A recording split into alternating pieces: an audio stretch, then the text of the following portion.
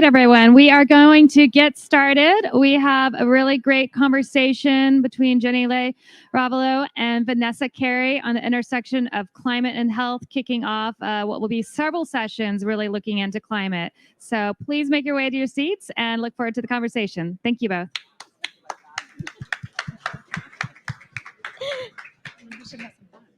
Yeah.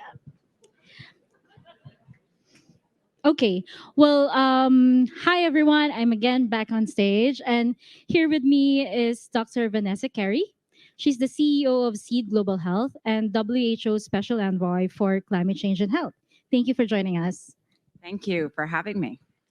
I know we're still in the middle of the UN General Assembly, but in a few months' time, is also another big event, the UN Climate Change Conference, or COP28. So really the discussion today is all about, what should those working in the health sector expect from COP? What's your checklist going to COP? And where do you think things are shifting or can, change in the climate and health space? So let's start with, we know that health features prominently at COP this year. There's the health day that, everyone's talking about. We're always having, at Devex and other side events, we have this health discussions. At WHA, there's health discussions. And there's also this increasingly health and climate discussions. What exactly are you hoping will come out of the health day at COP? And how can this health day be transformative and different from all the other discussions happening on these issues? Oh, thank you. And thank you very much to Devex for hosting this really important conversation, because the climate crisis, which we are seeing every day, is killing us. And the climate crisis is fundamentally a health crisis.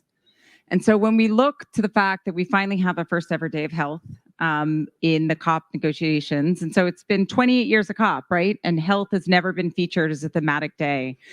And I think this really reflects the fact that there's a growing understanding that climate change is killing us. And whether it is the floods that swept 50 people out, that swept 20,000 people out to sea in Derna, whether it is the wildfires and the increases in disease that we're seeing in NCDs, in maternal health, in vector-borne diseases, and across the board, we have to acknowledge this. So my hope for the things we are going to see out of this discussion is, one, people's understanding that climate change is in the climate crisis is a health crisis. Two, that there is a meaningful commitment to reducing harm by reducing greenhouse gas emissions, because right now those are going up. That is what is driving this crisis. That is what is killing us, and we have to acknowledge that. I think third or second, I don't know what number I'm on, it's the end of the week actually, is the fact that we need to actually include climate in health into our climate discussions. So it's got to be part of the negotiations, it needs to be part of the global stock take, so it becomes part of the metrics that we measure, and that we start to mobilize really meaningful financing to address not only the mitigation, but the ability for communities to adapt and be able to protect ourselves and to protect our health.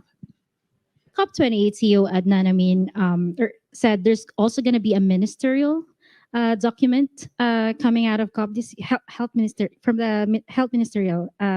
So what kind of checklist do you have coming to the conference that you absolutely want to see from that ministerial declaration? Well, I think the opportunity from the ministerial is to, again, raise the profile of the linkages between the climate crisis and the health crisis. So it still goes back to that idea of making sure that health ministers can bring forth a common message about, again, the need to reduce greenhouse gas emissions, which are killing us, the need to have the health sector, which contributes 5% of our greenhouse gas emissions. That's more than the airline industry, actually. And we need to focus on our own contribution to reducing greenhouse gases. But again, the important opportunity here for us to actually start to do the work in health and health system strengthening we've always needed to do. We learned some really big lessons in COVID, which is that our failure to invest in strong health systems, in the infrastructure, in the health workforce, in the planning, left us incredibly vulnerable, such that when COVID hit, 90% of countries saw disruption in services. The climate crisis is the ultimate pandemic. We are looking at all diseases being driven by climate change now. So the way we know how to do this, we just haven't done it yet. So I think there's an opportunity for health ministers to bring that conversation forward, that we can actually do adaptation and resilience by investing in strong health systems, in a workforce that can meet these burdens of disease. And that is our pandemic preparedness. That is our UHC, but it's more than that. It's actually our economic growth, because it turns out we spend more reacting to health than we would if we focused on prevention.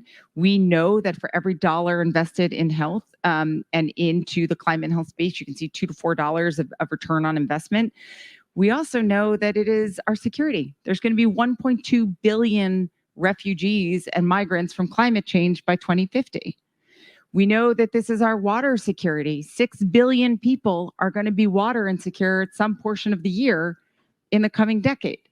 So we have the opportunity to reverse all of these negative trends, but it starts with investing in a health-centered approach to climate change. You mentioned about investments, and early this week, you mentioned something that I thought was quite powerful. The need for us to think about investments in building more climate resilient health systems beyond economic returns. Do you think that shift in mindset is happening, or how do you think that shift can happen? So I am a huge believer that health is fundamental. It is literally the difference between our abilities to go to work, to have livelihoods. We know extreme heat is costing, for example, the United States $100 billion in productivity just in lost wages and lost business. We know it is whether or not you can care for your family, whether or not you're going to have a roof over your head. And so it is really sort of the fundamental fabric of our well-being in our society. And we don't invest in it. So do I think that conversation is shifting? It's beginning to, because we're having it here in this room. Is it shifting fast enough? And most importantly, is it getting to the policymakers and the people who make the decisions and make the appropriations? Not yet. But that's incumbent on all of us in this room. It's incumbent on that conversation that we need to have at COP, but not just COP, right? Munich Security Council, the G20, in our living rooms, right? We are living in an existential moment, and we have a choice about how we're going to proceed. And I think it starts by changing what we invest in and what we value, and health, again, is fundamental to that. So I'd love to say it is shifting. I think it is beginning to. We have a long way to go, and that is going to be something that I'm very committed to, and that I'm hoping all of you will join me in, going forward. Sometimes there's this debate around where do you make your investments in climate adaptation and climate mitigation. It's clear that the investment should be on both. And you mentioned earlier this week as well, and I'm quoting you here. At the end of the day, if we do not find a way to reduce our fossil fuel emissions in this world, we are going to continue on a pathway to our own death. Now, COP is happening in the UAE, whose carbon emissions are expected to increase up to 2030. The COP president has been under fire and has actually been called to, step down, given he is chief executive of the UAE state oil company. What's your take on this? How are you engaging with COP on these issues? Look, I'm very vocal about it. Our survival is and our planet's survival is going to be dependent on reducing greenhouse gas emissions.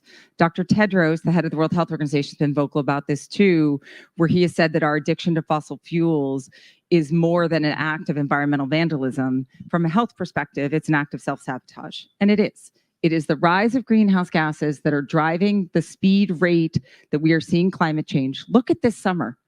The apocalyptic and prophetic rate of events that we have seen alone in this summer. This is getting worse. And now I'm not saying this from a doom and gloom perspective, because I think we can do something about it, but that is being driven by the fossil fuels. So we have to mitigate. Mitigating, by the way, is adaptation. It's adapting to wanting to survive. So we need to be able to bring the greenhouse gases down, and we will continue to be vocal about that. But I think it's important to realize that we have to engage, right? And we have to be thoughtful about the fact that some countries have, or there are, the ability to mitigate fossil fuels is also going to take, people's livelihoods depend on it too currently, right? And you can't just take those livelihoods away. So what we have to do is decide here and now and today that we are going to commit to reducing, right? We should never be going up from here on out. We should be going down, and we have to do this in a smart way that is creating jobs and protecting livelihoods. But we have to accelerate the rate that we do that without question. But we have a problem. Globally, if you look at the commitments, almost every country's greenhouse gas emissions are going up. The UK just announced that they're rolling back their commitments to net zero. That is an unacceptable decision for a short-term expedient choice for an election next year. And the problem is it's not going to save the UK any money. It's just going to cost the UK money to react and to have to make that transition later. So we are going to continue to be very vocal. We're going to continue to engage. And most importantly, we're going to bring the science and the data forward about how the health benefits of reducing greenhouse gases can create savings in the long term, can protect livelihoods. And I think we can make a meaningful difference in people's decision-making to make that transition faster. But just to clarify, you've had the conversation, you've sat down with the COP president and said, the emissions problem in this country. I have been engaging with the COP presidency on the issues of greenhouse gases and the need to reduce emissions to protect human health. Well, that's UAE, but we're also here sitting in New York in the US, one of the largest emitters of greenhouse gases. How are you engaging here in your home country on climate mitigation? What's your call to action? My call to action, again, is to bring the evidence forth, the data forth, to have people understand what is happening, that the climate crisis is a health crisis, and that there's an opportunity to take a health-centered approach to climate change that will not only make us healthier, but will lead to economic protection, that will lead to closing the equity gaps that we see, that will lead to better security, and that is going to fundamentally be a critical transformation for our country, whether that is engaging with our own government, whether that is advocating for it in different forums, whether that is working to bring the science forward. I am wholly committed to this because, one, I'm a physician, and I believe that with the protection of human health is going to start with it. This is the single biggest threat to our health at this point because it is driving every type of health burden that we see. But I'm also committed to it because I am a mother and I have an 8-year-old daughter who can't sleep at night and an 11-year-old son who this is all they talk about is what's going to happen and why do you people make really bad decisions, meaning my generation and up. So this is the fight for our survival, period. And we all have to be engaged. One of the main things coming out a lot of the conversations this week is how integrated everything is. There's a huge focus in the health sector right now on pandemic preparedness, but is climate change being recognized enough in those conversations? And if not, how do you think that can be done or improved? I think we are just starting to talk about the intersection of climate change and health. I think people are finally recognizing that climate is driving a health crisis again. Rises in non-communicable disease. It turns out for every increase in 1 degree Celsius that we see in our temperature, there's an increase of 6% chance of stillbirth. Stillbirths go up by 6%.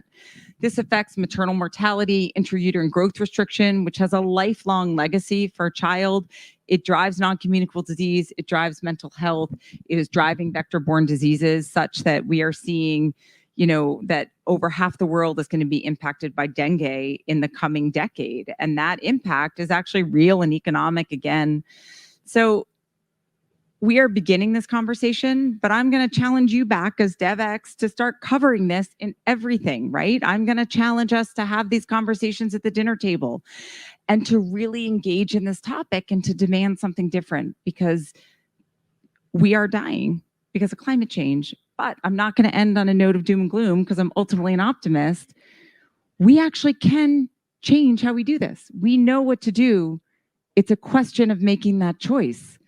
We can choose to focus on a health-centered response to climate change, and we will see a win-win-win across every sector, and we will save lives. Well, we don't have much time. Thank you so much, Dr. Kerry, for being with us today. Thank you for having me.